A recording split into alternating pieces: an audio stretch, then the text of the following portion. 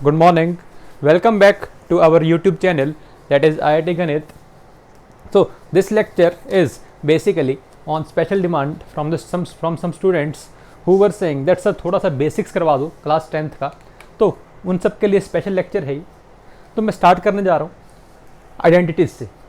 तो आइडेंटिटीज़ से पहले आप सबको कैलकुलेशन आनी चाहिए। कैलकुलेशन के अंदर एटलीस्ट 1 to 30 के स्क्वेयर्स आपको याद होने चाहिए एंड 1 to 12 के क्यूब्स आपके दिमाग में होने चाहिए। 1 to 25 की टेबल्स आपको बिल्कुल रटी होनी चाहिए, टिप्स पे होनी चाहिए। 18 2 36, 18 5 90 एंड सो ऑन। ये सब याद रहना चाहिए बिल्कुल, क्योंकि कैलकुलेशन ही मेन पार्ट है जो प्ले करेगा रोल आपका पेपर के अंदर। जितनी आपकी स्पीड होगी, जितनी कैलकुलेशन अच्छी होगी, स्पीड उतनी ज़्यादा होगी। स्पीड ज़्यादा होगी, टाइम बचेगा। टाइम बचेगा तो आप उतने ज़्यादा क्वेश्चंस कर पाओगे। क्वेश्चन ज़्यादा करोगे तभी आपका स्कोर ज़्यादा आएगा, तभी आप दूसरों से अच्छी रैंक लेकर आओगे, तभी आपको अच्छा कॉलेज मिलेगा। ठीक है, लेट अस स्टार्ट। और एक ट्रिक और बता रहा हूँ यहाँ पे किसकी, स्क्वायर निकालने की। मान लो आपको किसी का स्क्वायर निकालना है। बेसिकली ये है किसके लिए, 2 into 2 मल्टीप्लिकेशन के लिए है। मान लो आपको 26 का स्क्वायर निकालना है, तो 26 into 26 करने वाले हो आप। तो आपको करना स्टार्टिंग इससे है, बीच में ये, एंडिंग ये। 6 6 जा 36, 3 कैरी। 6 2 जा 12, 6 2 जा 12, 12 plus 12 24, 24 plus 3 27, 2 कैरी। 2 2 जा 4, 4 plus 2 is 6, 676. Similarly, we can solve for 28. 8 8 जा 64 plus 6 carry. 16 plus 16 32, 32 plus 6 38, 3 carry. 2 2 जा 4, 4 plus 3 7. So this is answer. आपको क्या करना है, आपको जब यहाँ पे नोट्स स्टार्ट करते हो, नोट्स के अंदर फर्स्ट पेज के ऊपर ये काम होना चाहिए। ठीक है, उसके बाद स्टार्ट करते हैं आइडेंटिटीज़। तो इनमें से कुछ आइडेंटिटीज़ आपने की भी होंगी और आपको आती भी है, बट हाँ still we should revise all this. ठीक है, सबसे पहले आइडेंटिटी है a प्लस बी का whole square, that is a square plus B square plus 2ab और a square plus 2ab plus B square, one and the same thing. a minus b का whole square is a square minus 2ab plus B square. a square minus B square is a minus B into a plus B. a plus b का whole cube is a cube plus b cube plus 3ab into a plus b. Next is a minus b का whole cube, a cube minus b cube minus 3ab into a minus b. Next is a cube plus b cube. अब देखो ध्यान से, a cube plus b cube यहाँ पे आ रहा है। अगर मैं इस पूरी टर्म को उठा के इस साइड ले जाऊँ तो नेगेटिव आएगा। और क्या a प्लस बी दोनों में से कॉमन आएगा? बिल्कुल आएगा। जैसे वो कॉमन लोगे, सॉल्व करोगे, तो आंसर जो निकल के आता है वो आता है a plus B into A square plus B square plus A B, sorry a square plus B square minus A B. Solve करके देखना, दिख जाएगा। Next is a cube minus B cube, that is a minus B into A square plus B square plus A B. Minus वाले में plus आता है और plus वाले में माइनस आता है। ठीक है, and this eighth is a plus B plus c का whole square, that is a square plus B square plus c square plus 2ab plus 2bc plus 2ca। याद होनी चाहिए। नेक्स्ट इज, ये आपने शायद नहीं पढ़ी होगी अभी आज तक, तो ये है a square plus B square plus c square minus ab minus bc minus ca can be written as half of a minus b का whole square plus b minus c का whole square plus c minus a का whole square. कैसे लिख सकते हैं, देखो ध्यान से। अगर मैं इस टर्म को ऊपर नीचे 2 से मल्टीप्लाई डिवाइड कर लूँ तो कुछ इफेक्ट पड़ेगा? कुछ नहीं पड़ेगा, क्योंकि बेसिकली मैं क्या कर रहा हूँ, 1 से मल्टीप्लाई कर रहा हूँ। तो ऊपर पूरी टर्म्स ट्वाइस हो जाएंगी। इस हाफ को मैं एज इट इज रख रहा हूँ। 2 टाइम्स ए स्क्वायर को मैं क्या, A square plus A square लिख सकता हूँ। 2b स्क्वायर को क्या मैं B square plus B square लिख सकता हूँ। 2 टाइम्स सी स्क्वायर को भी मैं सी स्क्वायर प्लस सी स्क्वायर लिख सकता हूँ। आगे माइनस ए बी के साथ ट्वाइस, तो लिख दूँ minus 2ab, similarly minus 2bc, similarly minus 2c। देखो ध्यान से, a square plus B square minus 2ab क्या a माइनस बी का होल स्क्वायर होता है? A square plus c square minus 2ca क्या c माइनस a का होल स्क्वायर होता है? क्या बच गया, बी स्क्वायर और सी स्क्वायर और minus 2bc, that is b minus c का होल स्क्वायर। तो this is how to prove it. But हाँ, हमें ये याद रखनी है, प्रूफ याद नहीं रखना होता। ठीक है, बिकॉज ऑब्जेक्टिव क्वेश्चन आएंगे। And the last one is a cube plus b cube plus c cube minus 3abc, that is equal to a plus b plus c into a square plus b square plus c square minus ab minus bc minus ca। याद रखना है। और इसको मैं फिर से यहाँ से उठाकर वैल्यू पुट कर सकता हूँ, that is half of a minus b का whole square and so on. हाँ, यहाँ पे क्या ध्यान रखना होता है, अगर a प्लस बी प्लस सी की वैल्यू जीरो होती तो क्या ये वाली पूरी क्वांटिटी जीरो हो जाती? तो ये पूरी जीरो, मतलब इसको मैं अगर उस साइड लेके जाऊंगा तो इक्वल टू में क्या आ जाएगा, 3abc। इसके ऊपर एक क्वेश्चन बनता है। क्वेश्चन क्या बनता है, मान लो कि कह दे आपसे x माइनस वाई का whole cube plus y minus z का whole cube plus z minus x का होल क्यूब, बताओ कितना होगा। मैं कह रहा हूँ ये direct 3 times x minus y, y minus z, z minus x होगा। यहाँ पे कुछ भी दे सकता है, एक्स वाई जेड की जगह कुछ वैल्यू दे दे, कुछ भी दे दे, ठीक है। तो सॉल्व नहीं करना इसको, क्योंकि हमें दिख रहा है अगर मैं इन तीनों को ऐड करूंगा तो ये जीरो दे रहा है, तो इसकी वैल्यू पक्का 3 टाइम्स ए बी सी होगी। मतलब जब भी आपके यहाँ पे क्वेश्चन के अंदर क्यूब आए, 3 क्यूब दिखें, तो आपको पहले स्ट्राइक करना चाहिए क्या ये इस पार्ट का क्वेश्चन तो नहीं है कि a plus B plus C zero बन रहा हो, ठीक है। And last is very important, a की power 4 plus A square plus 1 is factorized as A square plus A plus 1 into A square minus A plus 1। इसका proof है, फिर से देख लो, अगर मैं दोनों तरफ ए स्क्वायर ऐड कर दूं तो क्या ये 2a स्क्वायर बन जाएगा। अगर ए स्क्वायर ऐड किया तो ए स्क्वायर को सब्ट्रैक्ट भी करना पड़ेगा, ठीक है। ये क्या बन चुका है, अगर ध्यान से देखो इसको, तो ये ए स्क्वायर प्लस 1 का होल स्क्वायर लिखा हुआ, ठीक है। अब फिर से a square minus B square, a square minus B square, क्या a plus b that is a square plus 1 plus a, ये लिखा हुआ। Other is a square plus 1 minus a, ये लिखा हुआ। बट हमें ये डायरेक्ट याद होनी चाहिए, डायरेक्ट याद होनी चाहिए, ठीक है। तो इसके ऊपर कुछ questions, simple question, basic question बनते हैं। जैसे मान लो कोई आपसे कह दे कि फैक्टराइज करो, क्या करो, फैक्टराइज करो। मान लो कि कह देता आपसे कि एक्स स्क्वायर माइनस 16 को बताओ फैक्टराइज करके क्या होगा, तो पता है हमें x minus 4 into x plus 4। कैसे, इसको मैं लिख सकता हूँ एक्स स्क्वायर माइनस 4 का स्क्वायर, हाँ है ना। सिमिलरली कोई कह दे आपसे X cube plus 8 Y cube को बताओ फैक्टर्स में क्या होगा, तो ये दिख रहा है हमें, ये दिख रहा है एक्स क्यूब प्लस 2y का whole cube, a cube plus b cube. Direct formula कहाँ है, ये रहा, a cube plus b cube that is a plus B into A square plus B square minus A b. तो मतलब क्या direct लिख दूँ, x plus 2y a square plus B square minus A b, ये आएगा। यहाँ अगर minus होता तो आप क्या करते, यहाँ माइनस आ जाता, यहाँ माइनस आ जाता। A cube minus B cube is a minus B into A square plus B square plus A b, खत्म। मतलब फैक्टराइजेशन के अंदर इनकी हेल्प होती है। बट हाँ, यहाँ से एक अच्छा क्वेश्चन जो बनता है वो ये बनता है, कोई कह दे आपसे कि x plus 1, x plus 2, x plus 3, x plus 4 minus 8 को फैक्टराइज करो। क्या करो, फैक्टराइज करो। तो फैक्टराइज कैसे करेंगे, ऐसे क्वेश्चंस के अंदर हमें सर्च करने होते हैं 2 पेयर्स। वो 2 पेयर्स ऐसे होने चाहिए जिसके x का कोफिशिएंट सेम हो।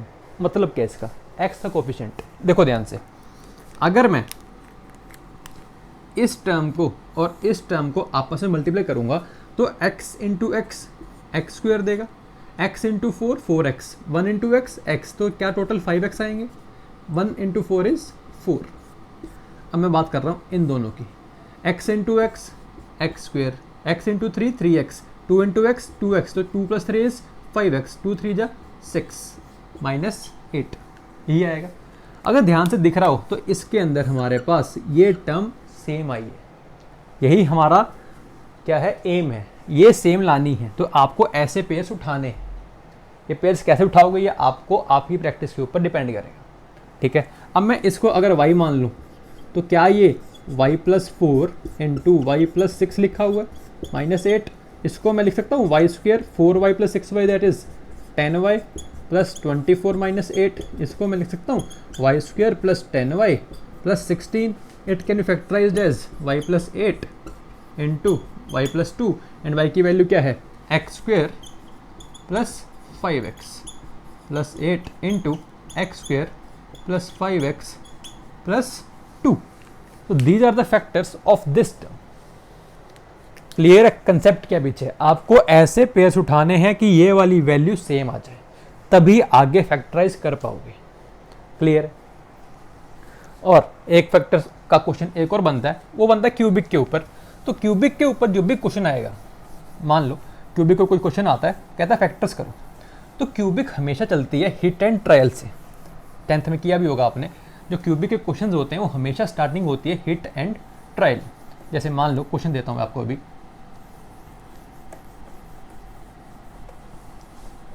लिखो x cube, question is x cube minus 7x plus 6 को करो फैक्टराइज। क्या करो? फैक्टराइज करो। तो इसमें क्या करते हैं, स्टार्टिंग किससे होती है? हिट एंड ट्रायल से। हमें एक रूट चाहिए बस, अगर एक रूट मिल गया मतलब एक फैक्टर मिल गया, एक फैक्टर मिल गया तो मैं बाकी दो फैक्टर्स निकाल के दिखा दूंगा 1 मिनट के अंदर। बट हाँ, ये एक फैक्टर कैसे आएगा, उसके लिए स्टार्टिंग किससे होती है? Hit and trial. स्टार्टिंग किससे करनी है? +1 से, फिर -1, फिर +2, फिर -2। रेयर ही आपको +3 -3 तक जाना पड़ता है, रेयर, वेरी रेयर। बट हाँ, अगर ये सेटिस्फाई नहीं कर रहे तो जाना पड़ेगा। अब मैं x की वैल्यू यहाँ +1 पुट कर रहा हूँ, तो 1 का क्यूब इज 1, 1 का क्यूब इज 1, -7 + 6, 6 + 1 7, -7 इज 0। मतलब हाँ, ये क्या है? उसका रूट है। अगर इसका रूट है तो क्या x - 1 इसका फैक्टर है? हाँ या ना? तभी तो ये क्वांटिटी क्या बनेगी? 0 बनेगी, क्योंकि मैं यहाँ 0 पुट कर दूँ, x को 1 पुट करूँगा तो ये 0 देगा। 0 इंटू समथिंग इज 0। ठीक है, तो मतलब अगर +1 रूट है तो x - 1 इज द फैक्टर, अगर -1 रूट होता तो x + 1 इज द फैक्टर। ठीक है, अब हमें पता लगे ये तो इसको कंप्लीटली डिवाइड कर देगा। अगर कंप्लीटली डिवाइड कर देगा तो बाकी दो फैक्टर्स कहाँ से आएंगे? वो आएंगे डिवीजन से। किससे? डिवीजन से। एक्स क्यूब -7x + 6 को मैं अगर x - 1 से डिवाइड करूँगा तो यहाँ पे x² आएगा, एक्स क्यूब आएगा, -x² आएगा, माइनस या प्लस होगा, कैंसिल होगा, तो यहाँ x² आएगा, -7x आएगा, +6 आएगा, x है तो यहाँ पे +x, फिर से x² - x, यहाँ पे कुछ भी नहीं, minus plus over -6x + 6 x और -6x that is -6, -6x + 6 plus minus all will cancel out. Cancel होना भी चाहिए था, क्योंकि ये क्या है? उसका फैक्टर है। अगर फैक्टर है तो कंप्लीटली डिवाइड करेगा। अब मैं क्या इस क्वांटिटी को लिख सकता हूँ इक्वल टू x - 1 इंटू में x² + x - 6। ये फैक्टराइज करना हमें आता है, तो it will be x + 3 into x - 2। This is our final answer. This is the final factorization of that given expression. Clear है? मतलब क्यूबिक आए तो आपको क्या करना है? हिट एंड ट्रायल स्टार्ट करना है। किससे स्टार्ट करोगे? +1 से, -1 से, +2 पे, -2 पे, रेयरली +3 -3 पे जाना पड़ेगा, बहुत रेयर, बट जाना पड़ेगा अगर सॉल्व करना है तो। ठीक है, उसके नेक्स्ट स्टेप उसको डिवाइड करोगे, ये बचेगा question is our next factors. Clear है? हाँ या ना? Let us move to remainder theorem. Let us move towards remainder theorem. Again, pause the video and note all the points carefully. And if you have any doubt, you can directly comment in the comment box, or you can directly WhatsApp me on my number.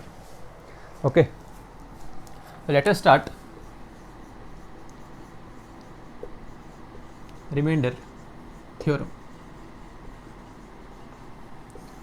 So what is remainder theorem? Remainder theorem is used to directly find the remainder. To directly find the remainder. कोई आपसे कह देता कि px एक degree 1 या 1 से बड़ा क्या है? पोलिनोमियल है, उसको मैं एक x - a से डिवाइड कर रहा हूँ, और qx मेरा रिमाइंडर आ रहा है और rx मेरा qx मेरा क्वोशिएंट आ रहा है, rx मेरा रिमाइंडर आ रहा है। तो कह रहा है ये बताओ क्या होगा। अब बात सुनने वाली है, अगर मैं x - a से डिवाइड करता हूँ तो पक्का जो रिमाइंडर आएगा वो 1 डिग्री कम आएगा, 1 डिग्री कम आएगा। तो ये कांस्टेंट वैल्यू ही आती है। क्या आती है? कांस्टेंट वैल्यू ही आती है। ठीक है, अगर ये कांस्टेंट वैल्यू आएगी तो ये क्या आएगी, ये देखते हैं। वैसे हमें पता है कि dividend equals to divisor into quotient plus remainder. Dividend equals to divisor into quotient plus remainder. अगर मैं इसके अंदर x की वैल्यू a पुट कर दूं, ये तो कांस्टेंट वैल्यू है, कुछ भी कांस्टेंट है, चाहे आप x की वैल्यू कुछ भी पुट करो, कांस्टेंट ही वैल्यू आएगी, 5 होगी या 6 जो भी होगी कांस्टेंट रहेगी। तो जैसे ही पुट करोगे तो ये क्वांटिटी क्या कन्वर्ट हो जाएगी? 0 में, ये क्वांटिटी p ऑफ a में, और वो क्या आ जाएगा? रिमाइंडर आ जाएगा।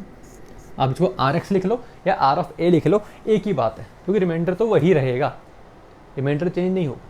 ठीक है, तो मतलब क्या है, अगर हमें रिमाइंडर निकालना है तो मैं डायरेक्टली इस वाले फैक्टर का रूट इसके अंदर पुट कर दूंगा, इस वाले फैक्टर का रूट इसके अंदर पुट कर दूंगा, that will be our remainder. और हाँ, अगर ये पुट करने पे ये जीरो आ जाए, ये जीरो आ जाए, मतलब क्या है कि ये इसको कंप्लीटली डिवाइड कर रहा है, क्या कर रहा है, कंप्लीटली डिवाइड कर रहा है, तो क्या हो जाएगा, अगर आर एक्स जीरो आ गया तो इसी को मैं क्या कह दूंगा, ये हमारी रिमाइंडर थ्योरम की जगह फैक्टर थ्योरम बन जाएगी। क्या बन जाएगी, फैक्टर थ्योरम, बिकॉज अगर रिमाइंडर जीरो होता है तो ये इसको कंप्लीटली डिवाइड कर रहा होगा, तो that is our factor theorem. So this is the factor of P X. ठीक है, मतलब रिमाइंडर निकालना ऐसे निकालते हैं, क्लास 10th में ऑलरेडी कर चुके हैं, कुछ क्वेश्चंस असाइनमेंट के अंदर मिलेंगे आपको। क्लियर है? Okay, so let us move towards our next topic.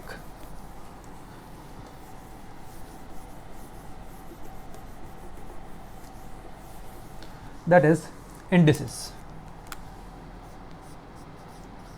So what is indices? If I multiply a number at m times, same number को मैंने m टाइम्स मल्टीप्लाई किया, p into P into P into P, कितनी बार, m बार, तो मैं इसको क्या लिखता हूँ, p की पावर m। यही होता है, जहाँ पे जो p है वो इसका बेस है और जो m है वो इसका इंडेक्स है, इंडेक्स, एक्सपोनेंट, पावर। तो ये these are synonyms of index only. कुछ रूल्स भी पढ़े होंगे आपने, यू कैन से लॉज।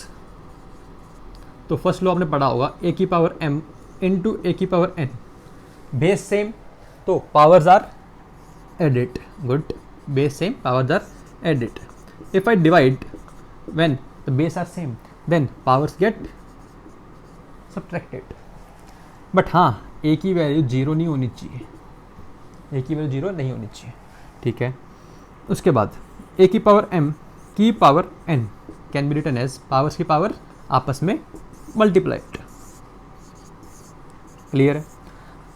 ए की पावर 1/n इज ए का nth रूट, बट ये क्वांटिटी मैं तभी लिख पाऊंगा अगर n की value greater than equal to 2 होगी और नेचुरल नंबर होगी, तभी मैं ऐसा लिख पाऊंगा।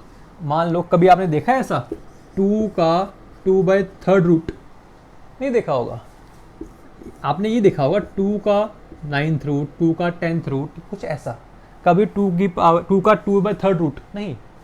ठीक है, इसलिए कभी इस फॉर्म में लिखा हो, इस फॉर्म में लिखा हो तो n is natural number that is greater than equal to 2। वो भी क्यों? क्योंकि अगर यहाँ 1 होता, 1 कभी नहीं होता, 1 मतलब कुछ भी नहीं है, कुछ भी नहीं मतलब रूट होता है वो। और मैं आपको ऐसा लिख के दे दूं तो आप जो क्या समझते हो, इसको क्या समझते हो, रूट है, स्क्वायर रूट मतलब सेकंड रूट। ठीक है, इसलिए n की वैल्यू 2 है, 2 से बड़ी होती है। ठीक है, and the next is a की पावर माइनस m, a की power minus m can be written as 1 a की power m। So these were indices which you have studied in the previous class, that is class 10th। कुछ examples जैसे मैं दूंगा आपको यहाँ पे,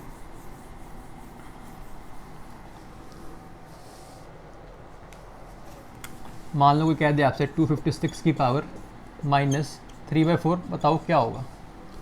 तो सबसे पहले क्या करो, 256 किसकी पावर्स में आता है, 4 की पावर में आता है, 4 की पावर 4, 4 4 16, 16 16 या 256, तो 4 की पावर 4 लिखूँ, इसकी पावर माइनस 3/4, पावर की पावर आपस में मल्टीप्लाइड, तो 4 की पावर माइनस 3 इज 1/4 की पावर 3, तो can be I write it as 1/64।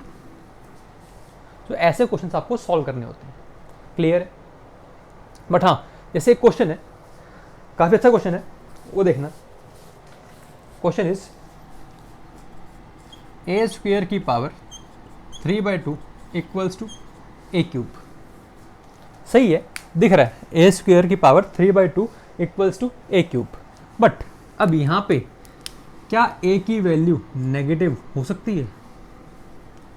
नहीं। क्यों? मान लो ए की मैंने वैल्यू ली -1, -1 लेने पे ये तो क्या हो जाएगा, स्क्वायर है, पॉजिटिव हो जाएगा, बट क्यूब क्या रहेगा, नेगेटिव रहेगा। क्यूब क्या रहेगा, नेगेटिव रहेगा, इसलिए हम बेस को क्या मानते हैं, पॉजिटिव मानते हैं। बेस को क्या मानते हैं, पॉजिटिव मानते हैं, ताकि मेरी वैल्यूज़ हमेशा क्या रहें, ट्रू रहें। इसलिए जब भी एक्सपोनेंट पढ़ते हो बेस को क्या मानना है, positive, base is always positive. Clear. और 0 की पावर 0 मैथ में डिफाइन नहीं होती, 0 की पावर 0 मैथ में डिफाइन नहीं होती, आगे लॉग में भी काम आएगा। ठीक है, चलें आगे। So the next is, I am again rubbing it, so you note it down, pause the video.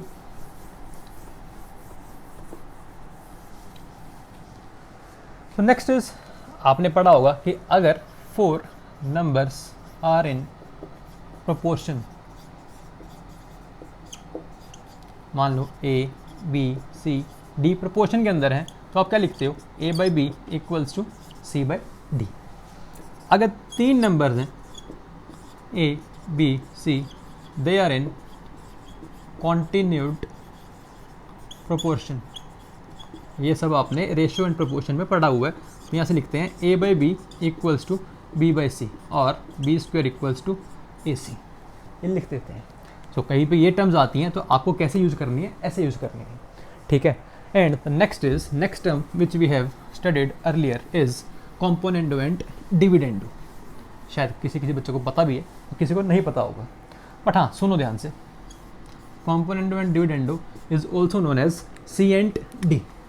C for componendo and D is dividendo. Okay, क्या कहता है ये कहता है अगर A by B C by D के equal है तो A plus B divide by A minus B C plus D by C minus D के भी इक्वल होगा। ठीक है, मान लिया, बट सर कैसे, कैसे माने? देखो मानोगे आप, A बाई बी किसके इक्वल है, C बाई D के।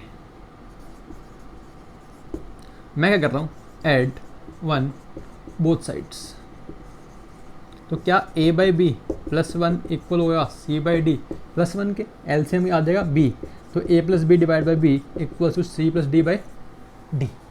Similarly I am subtracting